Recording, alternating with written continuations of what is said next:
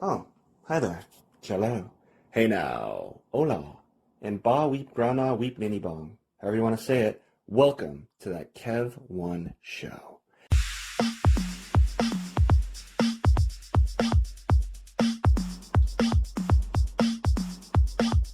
You may know my esteemed guest today from many standout moments from works of art such as Distant Vision, directed by Francis Ford Coppola, the intense Giovanni and Three of a Kind, now streaming. Quite possibly from Carl Weber's Family Business as Antonio, alongside Darren Henson, Ernie Hudson, Armando Sante, Michael J. White. Such a huge, talented cast I can go on and on about. Or as Lefty on multiple episodes of It's Always Sunny in Philadelphia. As I said, I can go on and on and on. And if you know me, I often do. I know him as my paisan, fellow Italian-American actor, and most importantly, friend. Please welcome to the show, Mario Di Donato. Hey, Hey, man. thank you so much, Kevin. Are you kidding me? I'm not. Forget about it. Boom. It's been too long. It's been far too long, man. It's been too long, and honestly, it's like you're the guy who should be working all the time because it's kind of like you're the guy that diffuses the bomb when everybody's an asshole in the room and you get everybody happy and everyone likes you and you Oh, hang out at lunch. So I thanks so expect much. you to be working all the time because also to be typecasted. You're like one of my uncles. They're all redheaded. Okay. So and people would always think they were Irish, which is hilarious. Yeah. Just have red hair, but people just kind of have that thing in mind. Red hair, Ireland. But That reminds me, like when I like me, probably the first year I met you, you were singing with the maestro and everything, and he like would always kind of make fun that yes, he would call you Mexican, even though you're very Italian, like and he would well, say, yeah, "Well, we know Kevin's Italian, me, and I look like a yeah. freaking Michael J. Fox Well, with a beard, maybe or something, It's kind of what funny." happened? He was 96, and his Yeah. little sister Amina Oh. Yeah. was 86, and Mm. so when I went to meet him, I was painting or doing street work or something. Mm. So I knock on the door, and his little sister answers.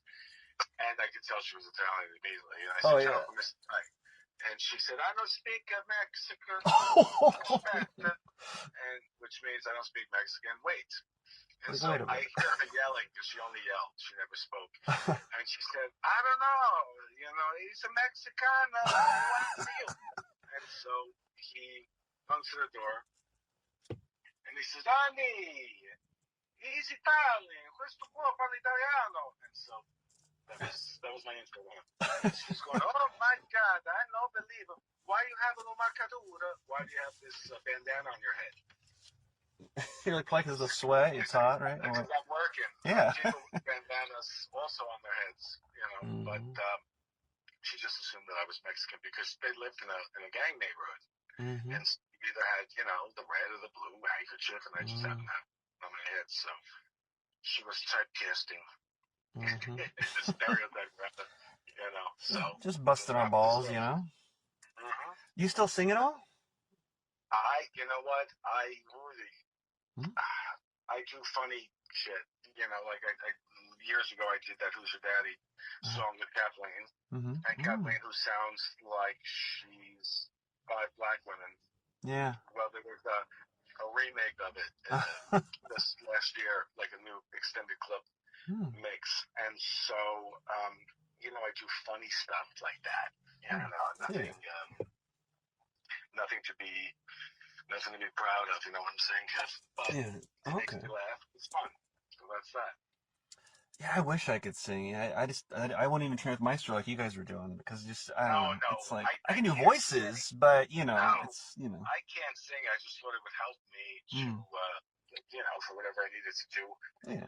Uh, I so much don't sing that 100 years ago, I'll tell you a quick story. Sure. Yeah. I was depressed. I couldn't get in on The Godfather 3. Mm. And so my buddy from Virginia says to me, "Come on, boy, let's go to the beach. Let's go look at some ladies." And I was like, "Nah, I don't feel like." And so I ended up going with him. And while we're on the beach, we meet like three really attractive, nice girls. And he says, they asked what he did. He said he was a musician, blah, blah, blah. And the one said, "Oh, I'm an assistant casting director." Oh. And he says, "Get out of here. My boy's an actor. What you working on?" And she says, I'm working with Roger Messenden on The Godfather 3. Oh, my God. And he says, boy, how much God love you. It was like that. So she says, oh, do you speak Italian? I said, yeah. And she said, do you sing opera? And I said, yes. And like 2 days later, I get a call from Roger Messenden to come in. No, I don't sing opera. I don't sing, period. At that point, I never took a class, nothing. And so I go in, they give me sides, and I get a call back. And this guy's supposed to sing an arietta. And so he never mentioned the arietta, so on the call back, he said, next time you come in, you're going to meet producers, and be sure to sing an arietta. And so I had so much anxiety. Yeah. Jesus. Because I lied, basically. And so when I came in, the producer was there, whose name I can't remember right now. He's a big brain. Yeah. Wait, he'd have to be Godfather 3? Coppola? Yeah, right. it So, was I mean, big. And yeah. you know, I met Coppola, and yeah. And he says, this is Mario. And so we talked, this, that, and the other, and are you okay? And I need a glass of water, blah, blah, blah, blah, blah. And I just said, I don't sing opera. So Messenden's face drops, and he says, you lied. And I said, yes. And before anybody could say anything, I said, thank you very much. And I left. So cut to, I want to say, I don't know, 25 years later, I get this call for a Coppola piece. Oh, yeah. And so, yeah, that's how that came about. Augustino, yeah, right? That's how you got. Yes. Wow. Yeah, so I went to this dance studio to meet the casting director. And it was really loosey-goosey, kind of really cool, nice, you know. Yeah. Okay. And so when I walk in, the only person in the room is Coppola. Oh, my God, really?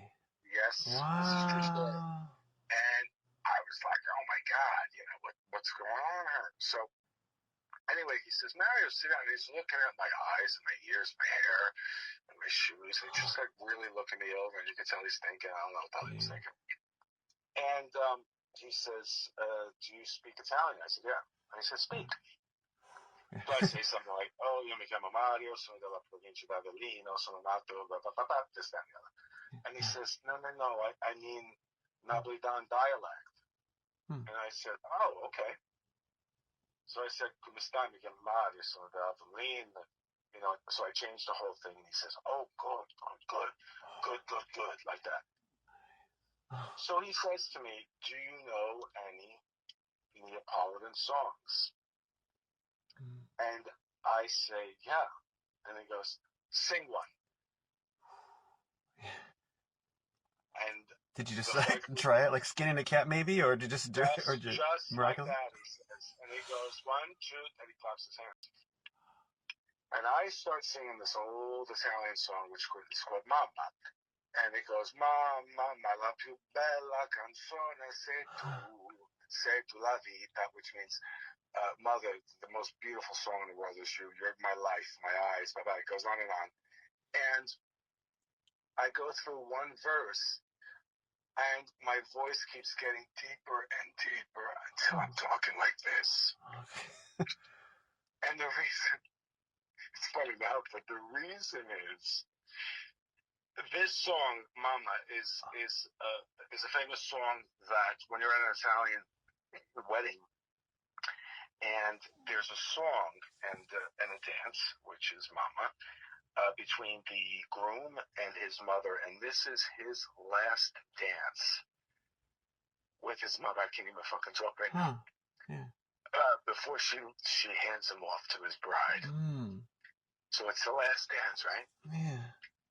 And so, of course, I lose it, and I'm a piece of shit. He's crying. Oh, wow, yeah. I'm crying. Magic, okay.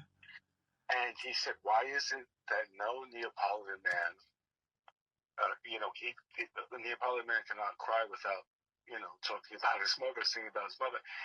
And I mouthed, I'll never dance that dance with my mother because she died before I got married. Yeah, I remember that. So I was like 10 months old when my mother died, so I could never listen to that song because I'd never danced that dance. So needless to say, I just thought, I can't fucking speak. I lost my voice. You know, it was just really, really, really kind of guttural. And he said, thank you, you know, that's all I need. You know, it's okay, you don't have to speak. Just like that. And so I left her, and I just thought, I bombed. It's the payback from Lion fucking 30 years ago. You know, because for a second there, I'm just thinking he remembered and he made me sing, you know, and all that. Yeah. But then I booked it, and he told me that I reminded him of his uncle. Oh, yeah? And that's why I got the part. Huh. Oh, that's incredible, yeah. Oh, my God. Isn't that crazy? Yeah. That just would have been an incredible just Coppola story, just period, even if you didn't get it. But the fact that you got it, I mean, oh. Yeah, and it was like 8 weeks, and even before we actually shot anything, like there were always like cold cuts and food and coffee, and we just like did exercises and fun games and stuff like this, so that we could establish that we were family members. And this is an old process that they just don't have the money. They don't put it in the budget anymore to work like this. But he does. Yeah. You know, it was like, I think 5 weeks of just basically eating and laughing and listening to stories. Really becoming family. What was it? And was that, 2014 maybe? Or something like that. Yeah. A while ago. It was about 10 years ago, I'd say. Wow. Oh. Yeah, I remember there was some picture that was just so touching before Kathleen told me what it was about, or maybe you told me, or both of you. You had on your I'm guessing old house now in LA, dedicated to your mother. It's like you and you're looking on really somber. It was like a picture dedicated to your mother. You know, so I knew a little bit about that with you, but I didn't know the whole, all about it. Well, the story behind that was my friend Nancy Billington, who just passed last year. It's a wonderful, wonderful woman, and she was studying photography. And she said to me, can I shoot you? And I was like, Nancy's not really into it. She said, well, I need it for my final exam. I need to, like, a compilation of pictures, this, that, and the other. And I said to her, I said, you know what? I said, I'll do it if, like, it's a story and they're not just pretty pictures kind of thing. So if we can do a story, and so she said, yeah, I would love that. And so what do I need to do? And I said, just show up, and you just take pictures, and we'll make a story.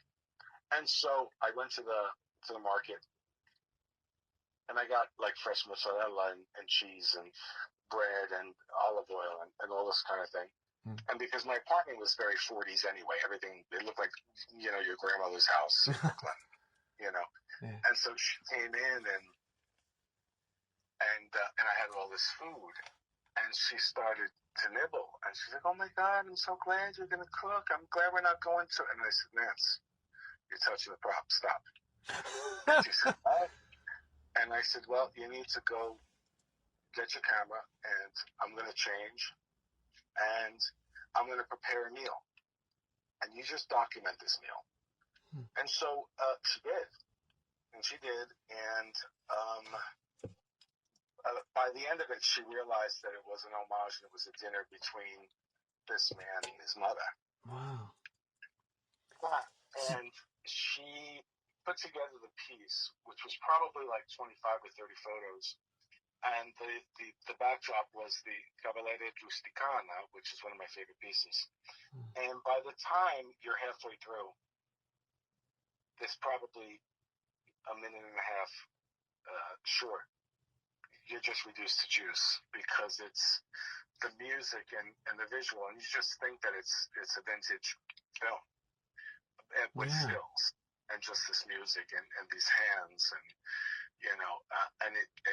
and she ended up, of course, she got an A, and her professor was crying. Jeez. You're just making everyone cry, Mario. Well, you know what? What are you gonna do? It's what I do.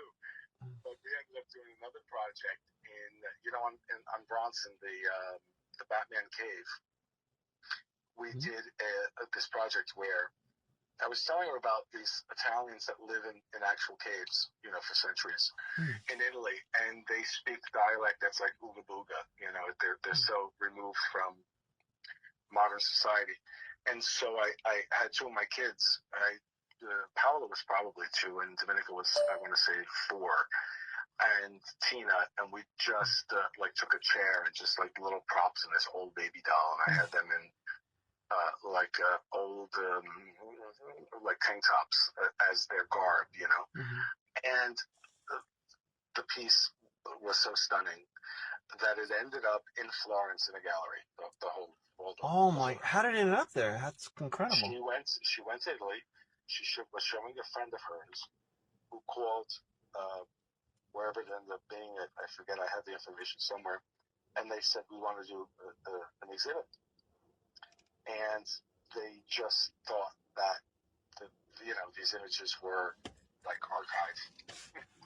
Oh my God! And everything wow! So it was so great to work with her with no words and just telling a story. Without the nuisance of sound. So that was an incredible thing. And like the things like that are always your favorite pieces, as opposed to like some big production and everyone's like, oh my God, you're amazing, and it really mean it. So and they treat you great for the day, and then you're back to who you are. Thank God. And so that was the story with that. Yeah. Jeez. Huh. I can't believe you remember that photo. That's crazy. Yeah, it was really touching. I remember it was around the corner from the entryway on the way to the bedrooms. I remember. Yes. It's crazy because the whole thing was in black and white, and then the very last image, which is at the very last note of the Cavalleria Rusticana, and then that picture is in black and white, and it turns into color. And so it was deep. I'm going to start crying again. I won't cry. So that's the story we'll go. I thought you were going to ask me about Sunny in Philadelphia.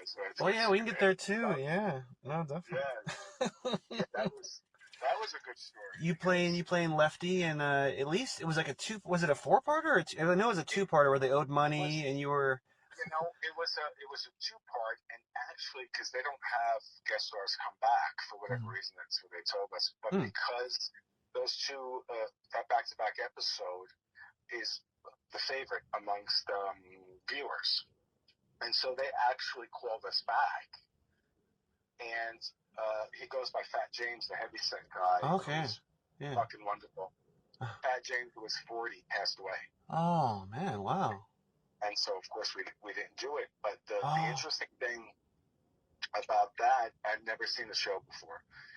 And my manager says, go in to Santa Monica for this part. I'll send you the sides. So he sends me the sides, and it was literally 2 words like, the plans. Okay? And so I had a fucking shit attitude. Like, why am I going here? I'm a glorified extra, blah, blah, blah kind of deal, or what? Not even me. It's like, just give it to somebody, man. There's somebody doing sound. There's somebody doing whatever. Just give somebody that. It's 2 words. The grip or something. Give it to your brother-in-law, something like this. And so I had a bad attitude, but I realized on the way there, like you'd never know. Once I come in, it's like I never want to go out. And then when I'm at the party, you think that's all I want to do. And so I just, the way to get out of a bad attitude for me was always, okay, I'm reading for Scorsese. Just in your mind, you're doing that, yeah. In my mind, I'm reading for Scorsese. I mean, you're playing like a mafia guy, so it's pretty easy to jump to that, right? So yeah. I just thought, you know what, I'm sure it's a caricature. There was not even like a description. It was just these 2 words. So I go in and I do them. I just did them as well as I could, and so I get a call back, and I was like, "You gotta be kidding me! You can't just give this job." And I shut myself up, and I go in, and so there were all these lines. Actually, the lines that I was reading were not my lines, because I was then to just sit at this poker table. Look intimidating kind of deal, or what? Well, no, I was just, incidental to these other actors doing their lines, these other characters. And so what happened was, I had cards in front of me, and I just brought the cards about 4 inches away from my face, and I just shuffled them the entire time. I just kept reorchestrating which card should be in front of which card, that because I had nothing to do. And so I just did that. Well, the curly-haired guy that's on the show lets out such a laugh and comes up to me and says, "Do you want to go to Philadelphia?" And I said, "Yeah." I said, "I'd like that." And so they handed me someone else's lines, and so I just improv, and I said, I mentioned the other guy's hands being beautiful. That was in the improv. Oh I yeah. just You call them like made. pussy hands or something, or No, girly I hands or didn't call them something. a hand. I just say somebody says something about somebody's hands, and I Yeah. say they're beautiful or something Oh like yeah, this. yeah, yeah, yeah. And so, They give you so a I look like, booked oh it. yeah, yeah. Yeah. So I booked it, and I got these other lines, and I ended up going to Philly, and it was a blast. Wow. And Danny DeVito is probably the most humble actor I've ever met, and he knocks on everyone's door, and then he goes into holding to every extra, and he introduces himself. Oh my God. And Really? genuinely thanks everybody, each and every person individually, for coming and helping. Oh. Like you're doing him a favor. And this Oh is the my God. truth. That's so amazing Yeah. that he does that. I mean, Yeah. wow. He did it like the stand-ins, like the extras, like the actors were doing Wow. him a personal Yeah. favor by flying out to God, that's every couple. incredible. I mean, because he's been Yeah. famous from like, Yeah. before we were born, and the fact Yeah. he would do it. I mean, of course. Yeah. Oh man, that's in the front Yeah. that he's so humble, and he's no spring chicken, so that's got Yeah. energy expenditure to do that anyway. The legwork. It's Uh-huh. not like he's just throwing money around and having his assistant send No. something, a thank No. you of some No. sort. No, No. wow, Not at all. That's it. wow, that's so Yeah. awesome to hear. Yeah. Yeah. So he was just, and like you tell him anything, and he makes a story out of it. I told him it was from Elizabeth. He's like, "Oh my God, I had so many great meals in Elizabeth, and living in Newark, and and just going on and on." And it was like, just going back to the neighborhood and seeing one of your friends' fathers. Huh? Wow. Yeah, it's very much like that. Huh?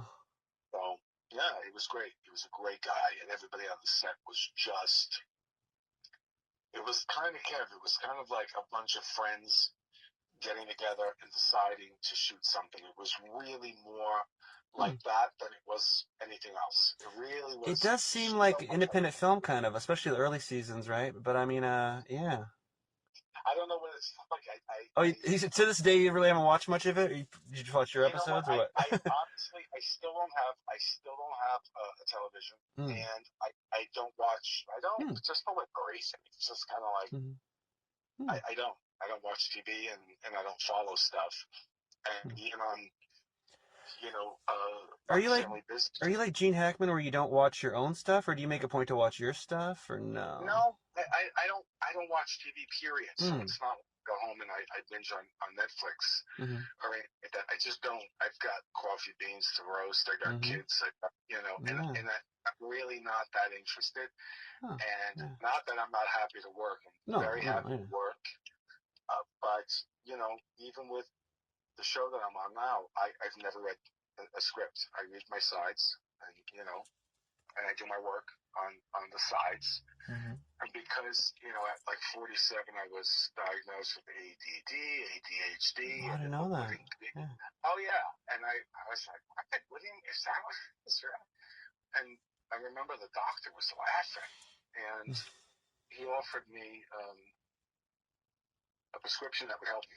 And I said, no. I said, I'm good, And he laughed out loud. And like, I was kind of like, what the fuck is your problem kind of thing. I didn't say that. Yeah.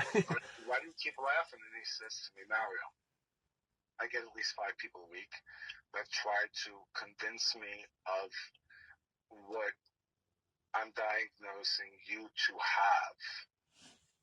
And you're saying no to what people come in here and pretend so they can get this prescription. That's why I'm Okay.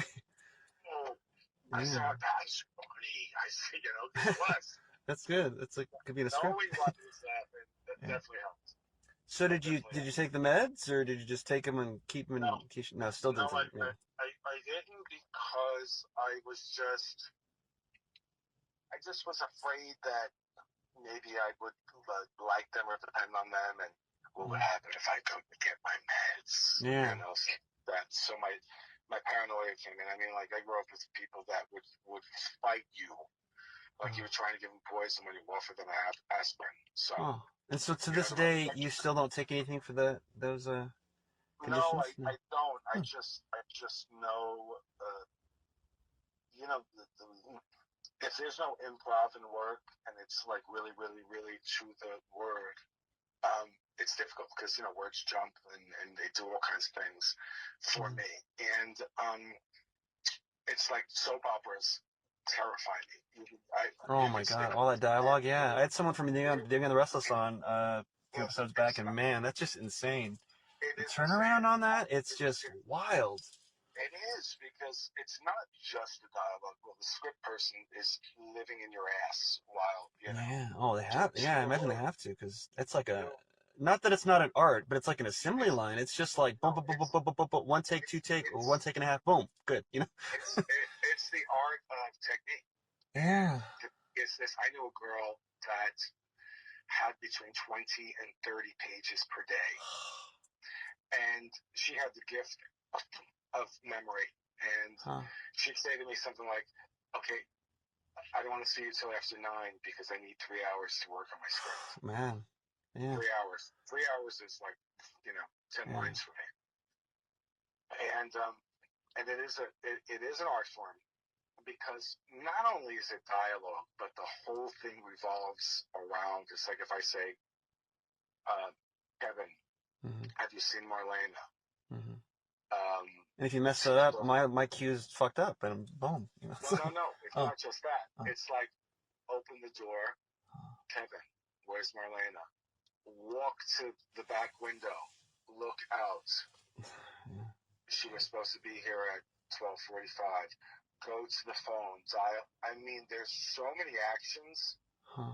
that just knowing your lines is certainly not enough. And so if you suffer from any kind of dyslexia or whatever, Wow. it's like going into the fun house with the mirrors all fucking topsy-turvy. There's gotta be tons of actors with dyslexia and the like that like probably can only do acting Yes. and stuff. And it's like, well, I can do this, but I can't function at a quote Well, regular job end quote. You know what I mean? They can do this yeah. amazing blocking but it has to be Yes. so boom boom boom, almost like military or like you know what I mean? Oh my God. Yeah. It's. I mean, I wish I had that. It's like when I had a painting business years ago, and I would. I had a great business, but what I would do is I would sand everything, grind it, sand it again, blah blah blah blah. But I wouldn't finish walls. I'd go on to the next wall, Oh. and then a little bit of the next wall, Huh. and then I would make it back to the first wall, and it's like cooking for me. So I'll have 4 things on the stove, and so I'll tend to each one of them as opposed to getting all the ingredients, putting them together and sticking everything in one pot. It's the same with that also. It's like the attention is crazy, and it's Huh. it's a challenge. Yeah, Oh. but you live with it. What are you gonna do? Yeah. Huh. Do you have any other side hustles now? Because you were always had the side hustles. You were acting and everything, even more than I knew apparently. Because some of these credits, like, wait, I was in town during that. But you were Well, taking. You took the best headshot of me to this day. My best headshots from you. yeah, I remember I wanted to kill you that day because you were late, and I'm like, Oh. I'm gonna kill this kid. I'm gonna kill this kid. I'm gonna kill an actual Italian. I don't believe this. But especially at the time, because it's like every moment of my freaking day was Oh yeah, all changed. the kids, You know, everything. Yeah. just so many things. Yeah. But what you did in 20 minutes, like it's like, well, there's nothing left to do. You went from A to the Armenian alphabet. So it's like I didn't have to prime you, I didn't have to prep you, I didn't have to show you. Because a lot of times I would give people a little tutorial on auditioning for commercials, let's say, or I would teach them how to not do a liar smile. You know what I mean? Stuff like this. And you just pulled everything out of your fucking bag of tricks. And I was like, wow, this kid was like so prepared. it's like he needs nothing from me. It's like I didn't need to do him because you were emotionally honest in everything you did. And so for me as a photographer, it was never about a pretty picture if there's that liar smile or there's that Jackie O, that Jacqueline Kennedy smile of terror. You know what I'm saying? So he turned it out that day. I remember it was in the garage in Studio City. Yeah. I remember that. Yep. And you still look the same. I know you're a fucking vampire. There's that. I did avoid the sun because I just burned. I mean, I remember when I first went to LA and I met our mutual friend Kathleen at Moe's when I just was visiting because I wanted to see how if I would just burst into flames coming to LA. So I just visited and I met her at Moe's that night. Crossing balls, big boy. But yeah, no, and then I avoid the sun, and here, of course, here in Portland, there's like no sun most of the time. So, knock on wood, you know. Oh, wait a second.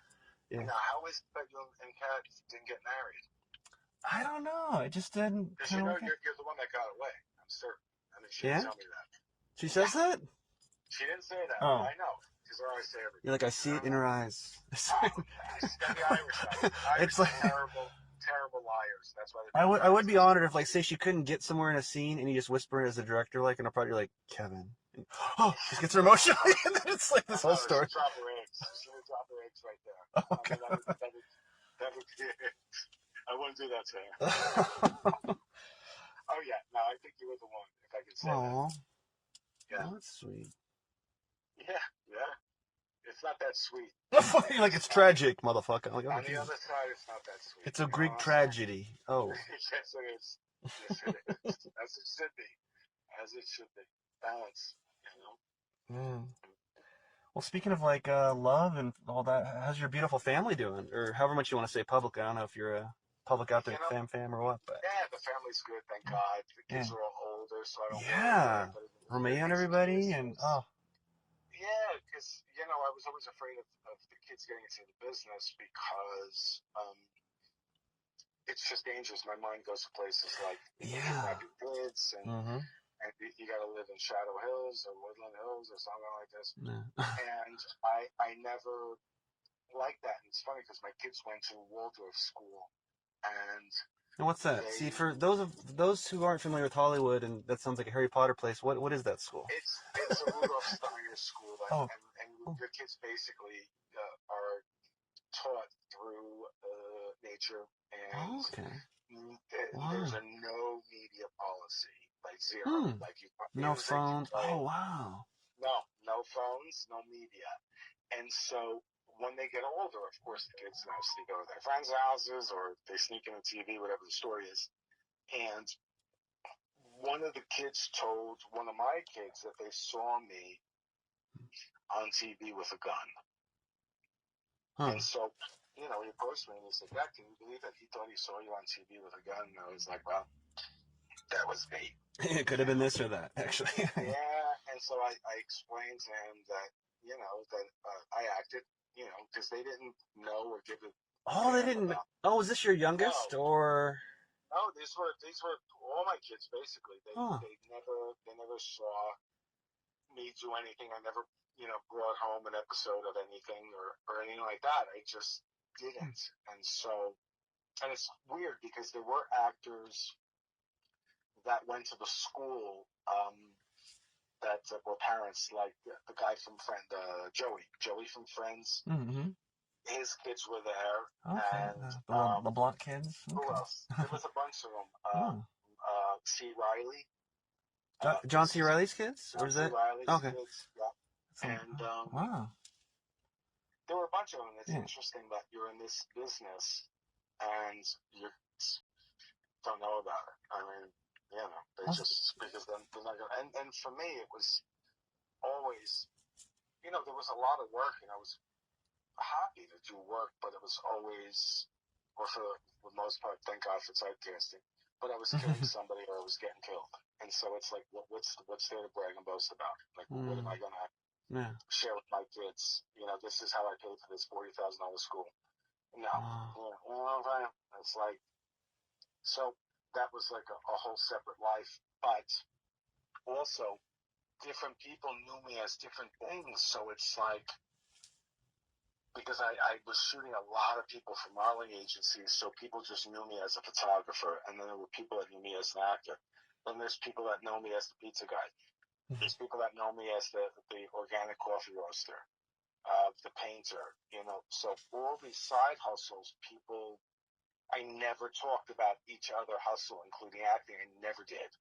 So, if I was working on someone's house that was in the business, I never said, I mean, I had actors or producers say, you got a great personality. Should we think about acting? And I'd say, no. Too many crazy people. And they'd laugh and we'd leave it alone. That was it, because I didn't like mixing mediums anyway, because it's just ugly. When I had Steampunk, the breakfast place, there were a lot of stars that would come in. And I would tell my partner, who she worked with George Clooney for like 10 years, and so she was funny, smart, Jewish, quick-witted, and so she'd always want to tell me who just walked in. And I would say to her, if you tell me who it is, I go the other way. I'll go to the kitchen. I'm not going to be myself. And if I'm not going to be myself, I'm not going to want to be there. And so, like, we had this deal. You want to get rid of me? Tell me, Stallone just walked in. I'm not going to do it. So, and because I don't recognize people anyway, it just works for me. It just works for me. Because it's too confusing, and it's too many things, and it's weird because people want to have the breakfast. They don't want you to say, oh my God, I loved you in the days after, or whatever. And by the way, I'm an actor too, and it seems... And here's my resume, and if you ever need a Guido, let me know. Yeah. I mean, what do you do? It's just weird. So, so that's that. So those side hustles still go on, and I got rid of Steampunk. I don't have anything to do with Vito's Pizza anymore. Oh, no. I don't do construction or tiling or any of that, or house restoration, which is not like renovation. Restoration's a pain in the ass. You get a 1920s bathroom that has 30 cracked tiles from the cumulative sounds and from earthquakes, and it's easier to knock everything out and start new. But I'm the guy who would take 3 days to chip out each tile and then get new ones baked, for that color through this friend of mine, Cindy Newman. So I do have a cafe called Belli Fratelli, which means beautiful brothers or good brothers, because growing up in Jersey, when you would see me and my brothers, the Italians would say, "Ma, guarda che belli fratelli," and because I have all sons, I call it good brothers. And so I have a location.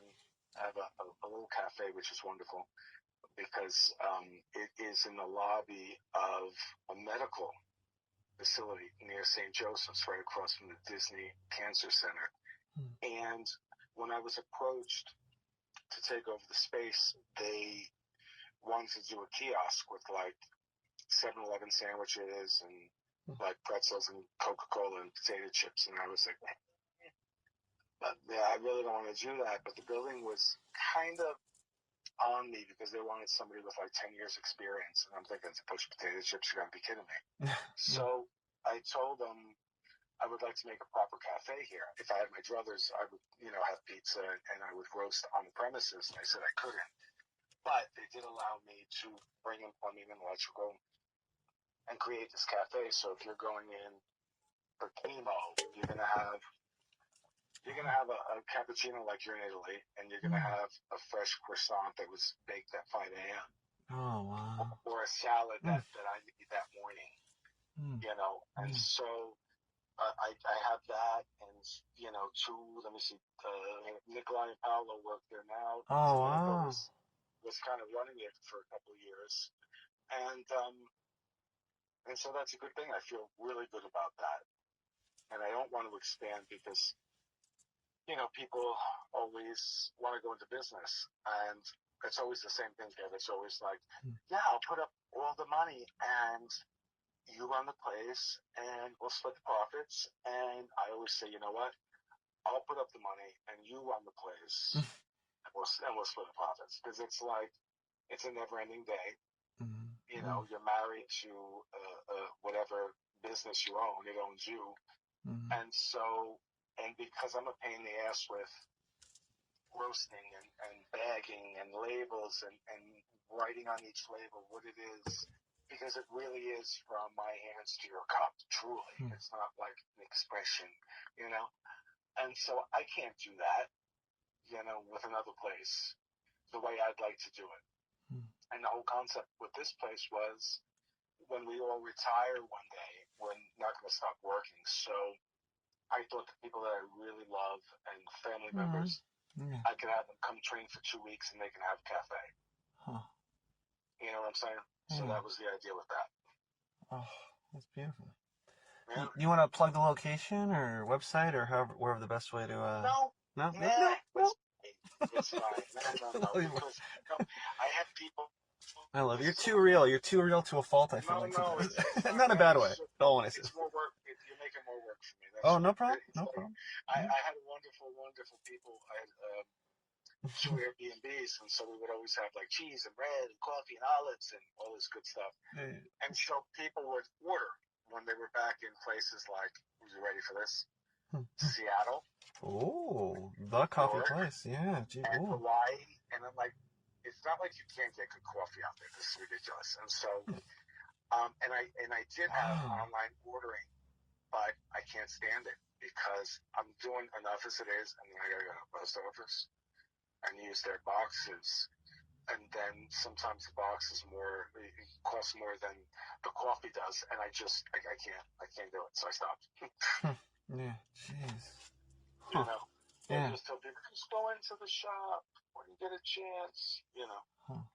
And that's it. And it just keeps me a little more sane. Yeah. You know, I don't need one more thing to do. It's just too much.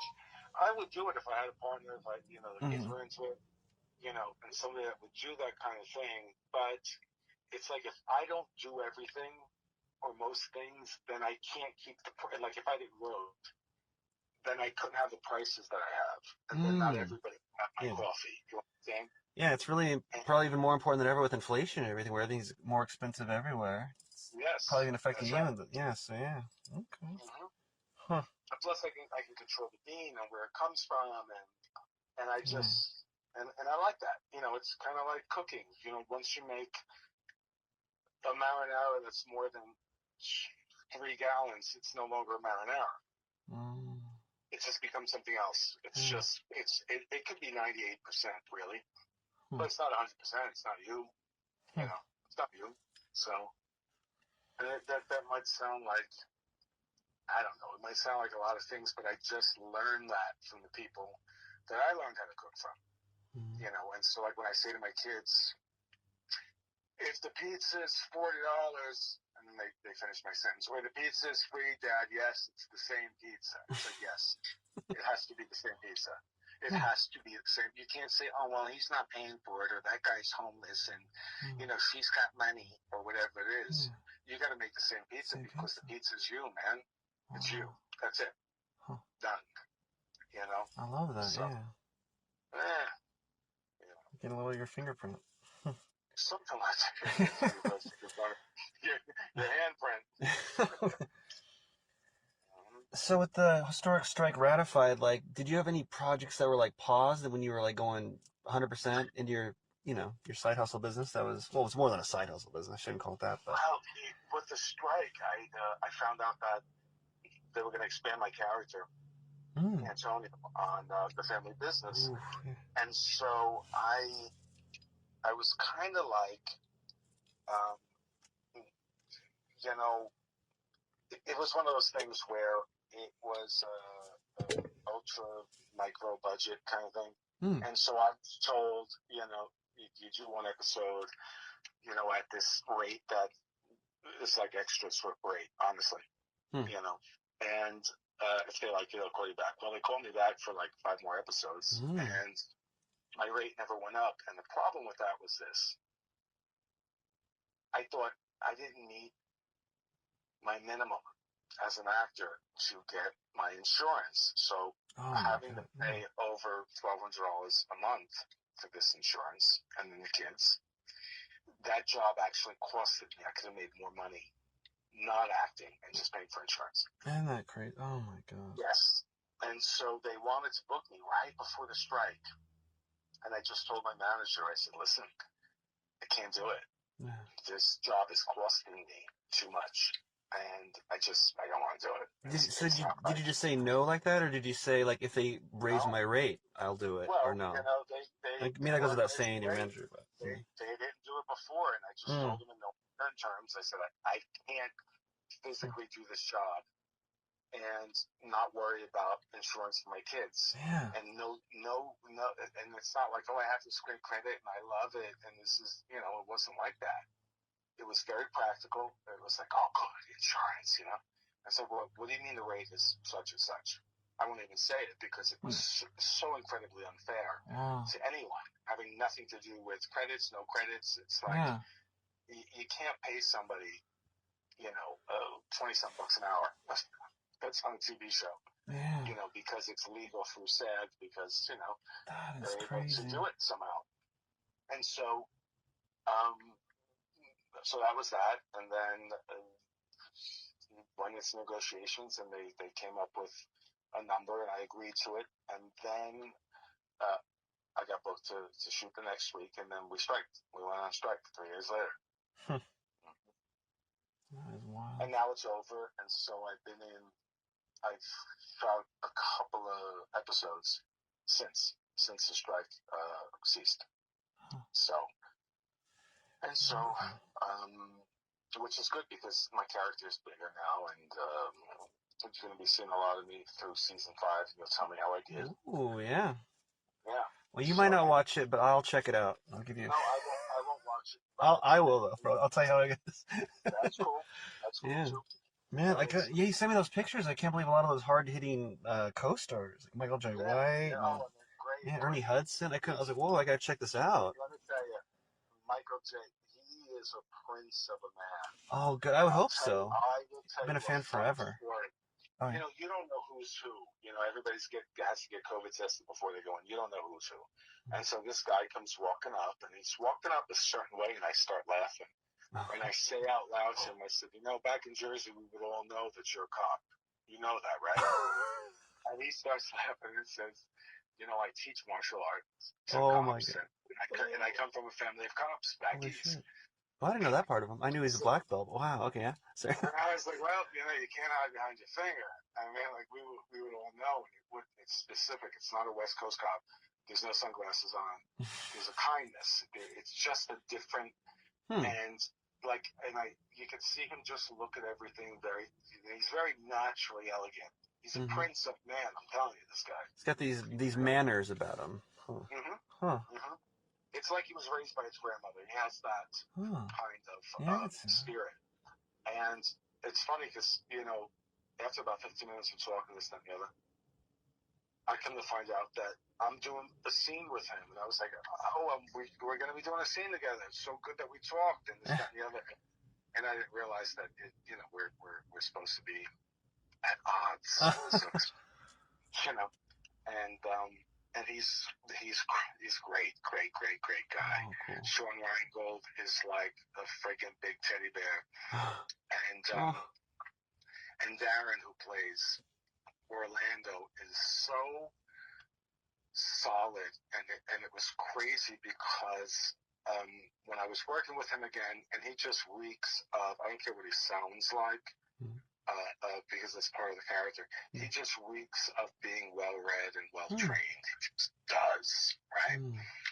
And so I said to him, I said, I don't know if I've said this before, but I just got a hit that you're going to be playing the King of Siam in The King and I on Broadway.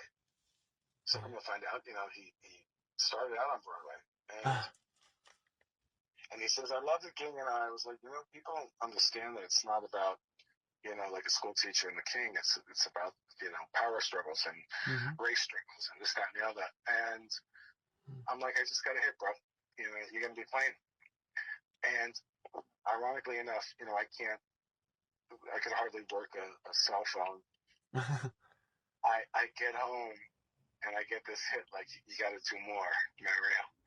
And so I somehow, I think it's with Instagram or Insta Message or something. Yeah. I was able to take one of his pictures and get this petition for everyone to sign that he be the king in the next production of The King and I, which is like, you don't understand. If you told me I was going to do this, I'd say, give me 4, 5, 6 hours. And I did it in like, I think it was 45 seconds. Huh. So I knew it was something divine. I was just like the channel or something like this.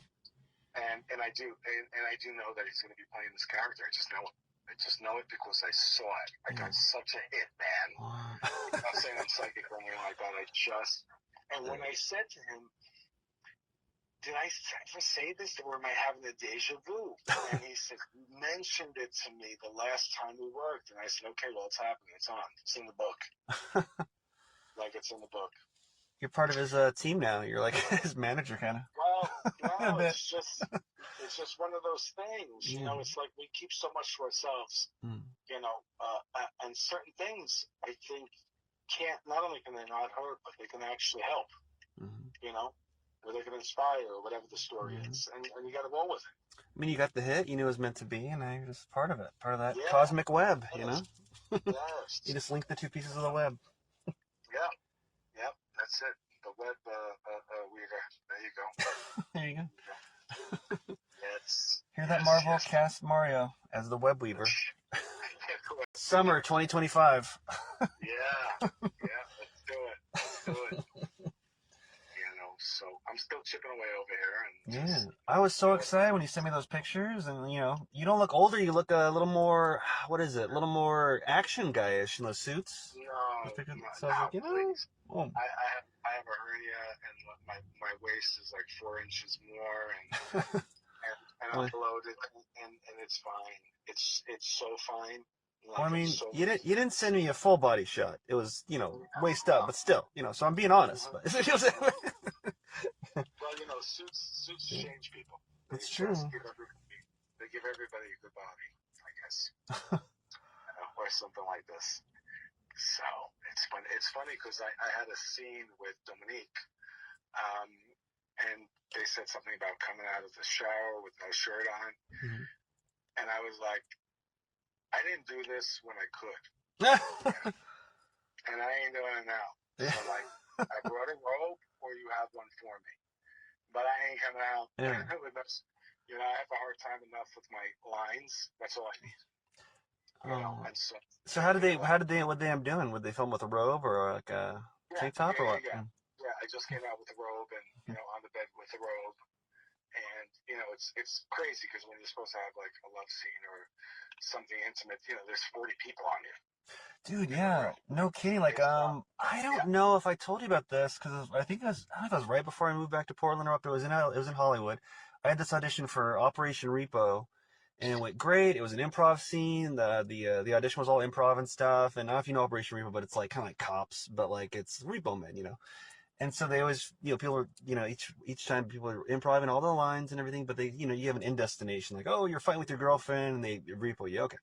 But so it went great. It went so great, Mario. One of those auditions, you know, where it's so fucking good that it's like, if they don't book me, they just decided they need another race or gender or something. You know what I mean? Like, I got this, you know, or they ain't doing it, you know. So like time goes by, you know, I'm living in that apartment in Burbank with Kathleen, you know, across from Warner Brothers. You know? Time goes by, I'm like, man, what the fuck? Did I not book this? And all of a sudden they call me and they're like, hey, yeah, you got it next Monday, Tuesday, whatever it was.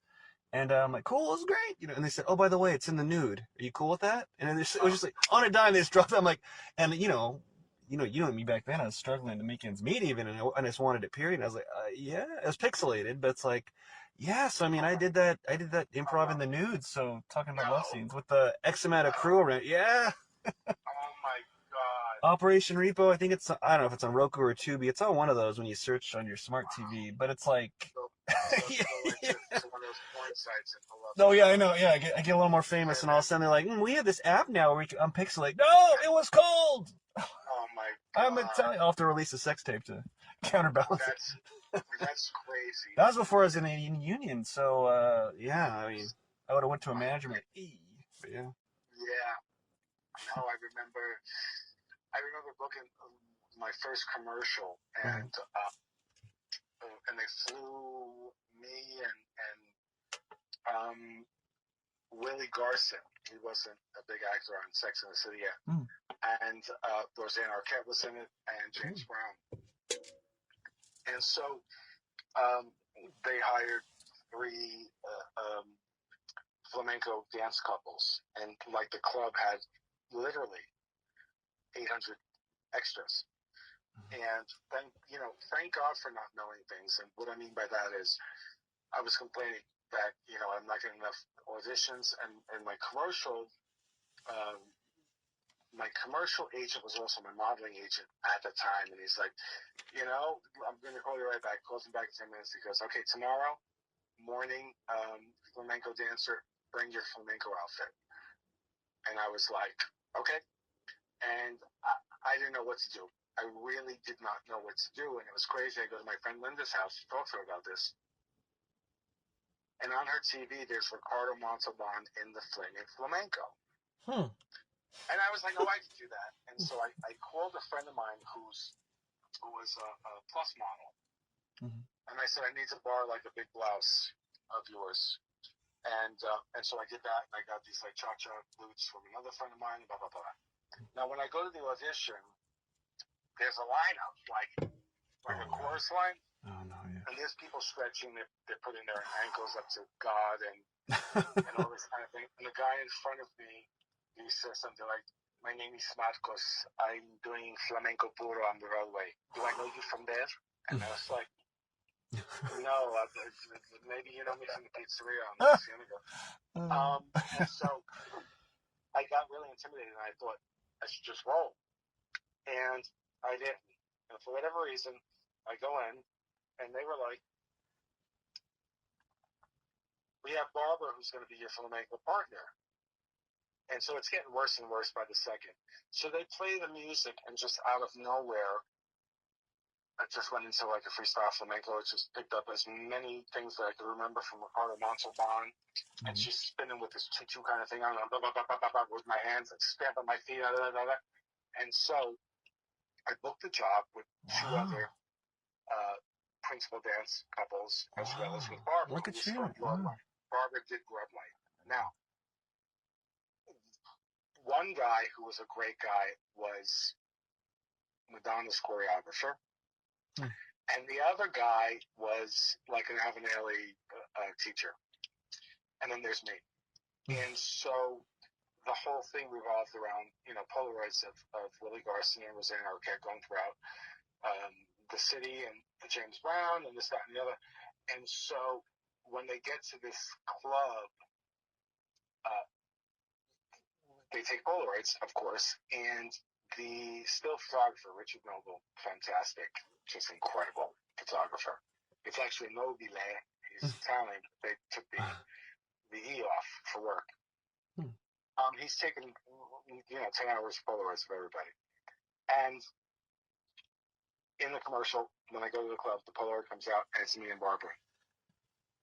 After all that craziness of knowing that you're a liar, Mario, you should not be here, we get the Polaroid. And so soon afterwards, Richard Noble would contact my agent all the time for commercials and for still, for modeling jobs. And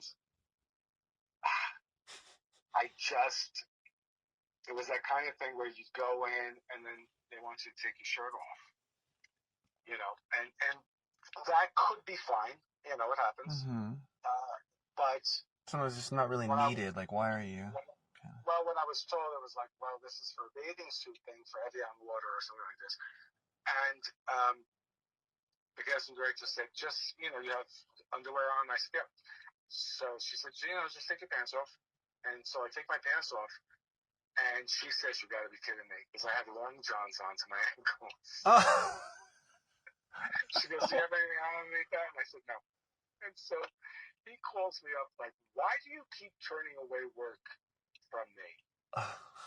And I was like, listen, I'm not, that kind of, Wait, was this in Hollywood? Why are you wearing long it was johns? It's always Hollywood. so hot there. Oh, no. It was cold. It was Oh, cold that winter. oh, No, okay. this was in Hollywood. And he was like, let me do my job. If I think that you're right for a job, that means I think you're right for a job. I'm not going to have to just come in so I see you in a bathing suit. Yeah.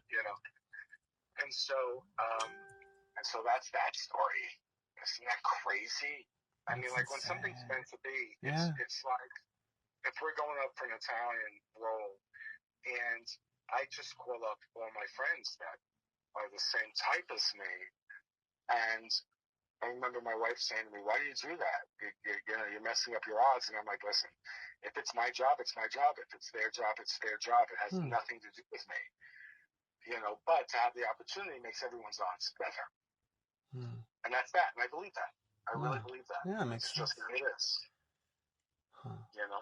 Now, when you say it to her, does she believe it, or does she say, "That's great, honey, but that's like $15,000 you threw away"? Maybe. No, she went. No, she didn't buy it because she was an agent. Yeah. She was an agent, so she didn't buy it. She didn't believe in that. She believed in other things, but she didn't believe in that. So that's the good story. Yeah. That's amazing. Yes. You guys are still together? I love that. Wow. How long have you guys been married now? Over 20 years. That's wild. That's like 100 in Los Angeles time. Oh, yeah. I remember being like a kid when you'd see people like Kidman and Cruz in the papers, like, oh, that's the people aren't even in real relationships out there. You know what I mean? Yeah. I mean, like, there's so much weird stuff that you're like, well, how is that possible? What do you mean? And a lot of it is possible. A lot of it is, I mean, like, the most absurd stuff that you think, come on, that can't be real, is probably more real than the stuff that you think. Well, naturally, It's just, I'm sorry I'm making noise over here, like I'm cleaning dishes. Oh, no, sounds not picking it up, so you're good. Good. But listen, I gotta get going. Only because I gotta make the call before 5. I have to. Oh, yeah. What do you gotta do? I have to get my what the hell is it called? Hernia surgery. Shit. I had to change the date, and it's. My doctor's like, you can't even be walking around, man. You just have to get it done. So I canceled because I was working yesterday. Oh, my God. And so I'm trying to get it done before the year between days that they have me scheduled, which is crazy because it's crazy. Yeah, no, totally, bro.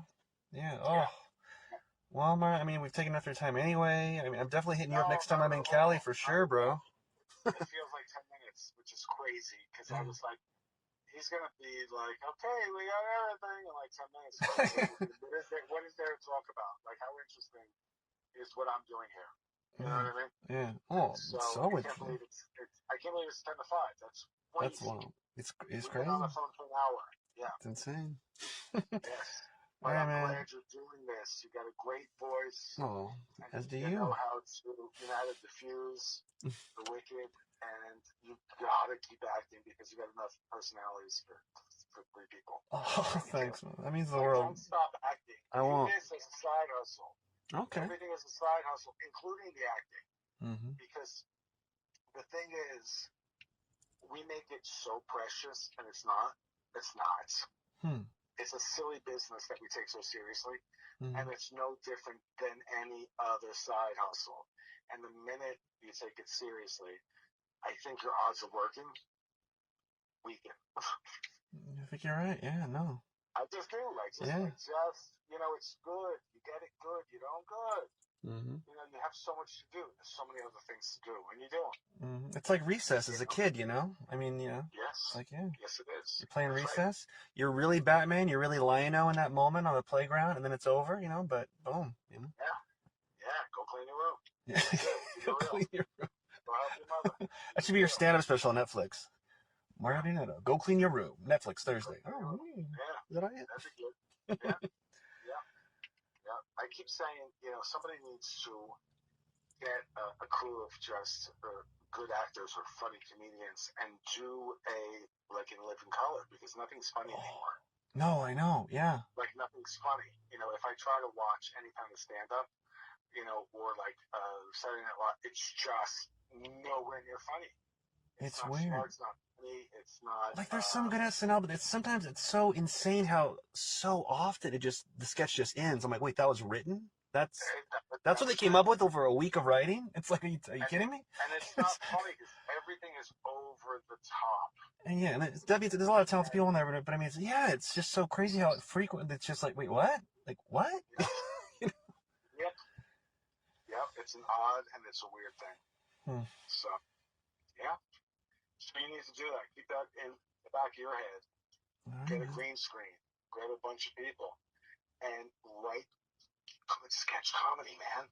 Okay. Because it's so dead right now. It's like if there's another person Mad TV, let me call. not. Oh, yeah. Well, it's kind of like everything is kind of like make fun of the white man. So if you're ethnic, you can do that, but then like white people can't poke fun at people of color or people of different ethnicities, and that's so fucking stupid. And that's when I think we're in trouble as a country when you can't say outrageous, outlandish things with comedy because then you're a racist. That's whack. Yeah. That's fucking whack, and it makes me crazy. And so something needs to be done. God damn it! Yeah. No, really. And you're the man, Kevin. You're the man. I'll come up with something. I mean, I was the only white kid at Martin Luther King Elementary, and they called me Charlie Brown, and that's what I mean. I was making people laugh so I wouldn't get jumped, and then That's right. boom. That's exactly right. And you know what? Pain makes you funny. Yeah. Pain makes you funny. It's as simple as that. We, as a society and a culture in the United States, it's like to suffer is not allowed. And it's like a dirty thing. Like you don't want to suffer. So there's a cream, there's a foam, there's a jelly for you not to feel. And it's kind of like the best shit comes out of suffering. While you're in it, after you're in it. It's the reality, It's the reality. It's the knowledge that you get before you break your ass, you limp for a while, and then you dance again. What the fuck? That's why we're the most real, my Italian brother, because we're always in love or we're always heartbroken, That's what I say. Yeah, well, it's the same thing. Yeah. It's the same thing. You get up, you wash your ass, and you move on. That's it. It's all the same. So, well, listen, it's so good talking to you. Yeah. Oh, you too, bro. I love you, bro. Thank you so much for thinking about me. Yeah. And when you're in town, come see me, or I'll come see you. Boom. Yeah, you were gonna come to Portland. I remember when I was in LA. You're like, we're thinking of moving to Portland. I was like, oh. Yeah. At one point. Thinking about that, and then things happen, as they say. So, oh yeah. Yes. Bro. Well, good luck with that hernia, man. Jeez. Thank you, my brother. I'm good. It's just one of those things that I don't want to do. Yeah. It's like I don't want to be freaking. First, the doctor says to me, "I need you off your feet in the next 5 days." And so I say to him, "Well, that's not going to happen. I just don't want to make an appointment."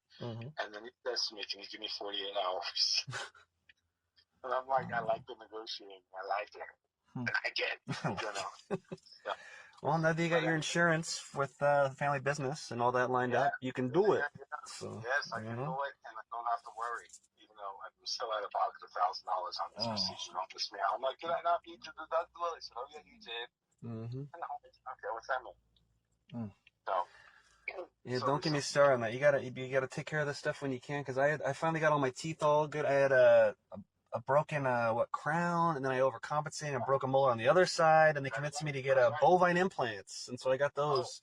Expensive as fuck, but man, worth it. Let me tell you something.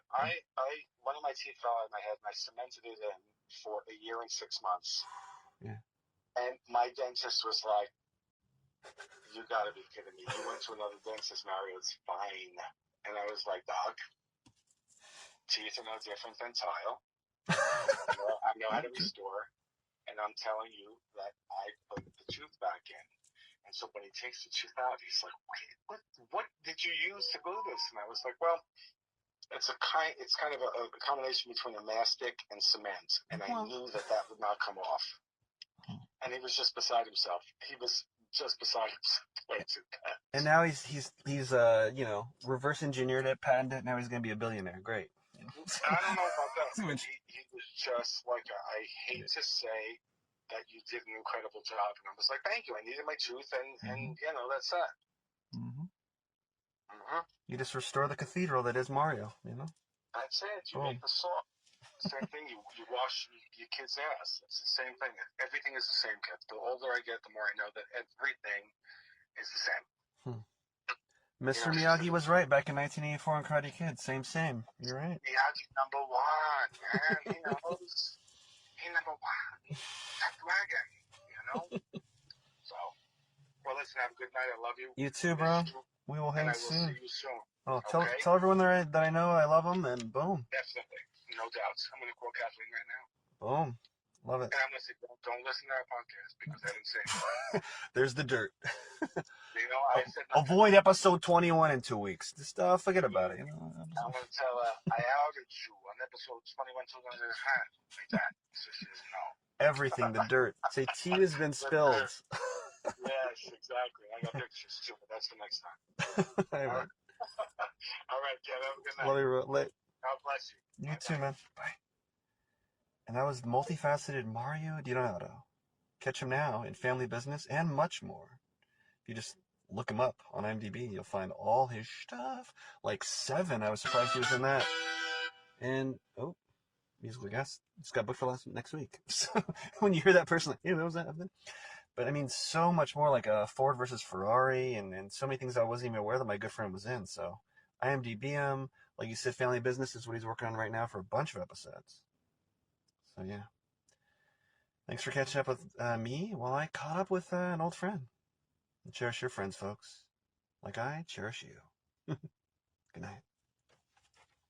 That Kevin One Show is brought to you in part by T-Mobile, the Uncarrier. Well, friends, the theater lights have come back on overhead. Please clean up the candy wrappers you snuck in and traverse safely. See you next week, or superfans online at patreon.com/thatkev1show. Good night.